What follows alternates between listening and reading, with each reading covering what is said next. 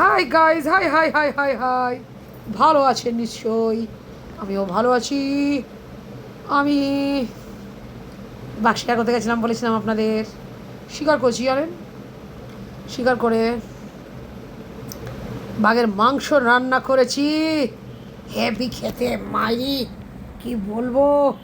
বাঘের মাংস খেয়ে মনটা ভরে গেল। দারুণ খেতে বাঘের মাংস। বাঘের মাংস, কষা কষা মাংস, আর 4 থালা ভাত খেলাম। অপূর্ব। কে কে খাবেন বলুন, চলে আসুন। এখনো একটুখানি বেঁচে আছে বাঘের মাংস, কষা কষা, সেই দিয়ে ভাত খাবেন।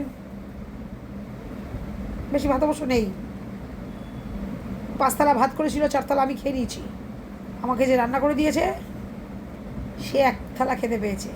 ঠিক আছে, আমি না হয় 2 থালা বানিয়ে দেবো, চিন্তা নেই।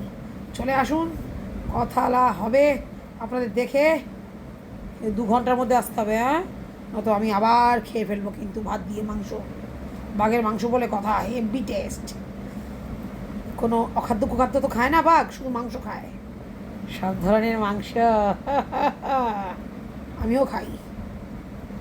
চলে আসুন, বাঘের মাংস দিয়ে কষা কষা বাঘের মাংস আর ভাত কেমন হবে বলুন তো, খেয়ে আমাকে বলবেন। আমি স্বীকার করেছি বলে কথা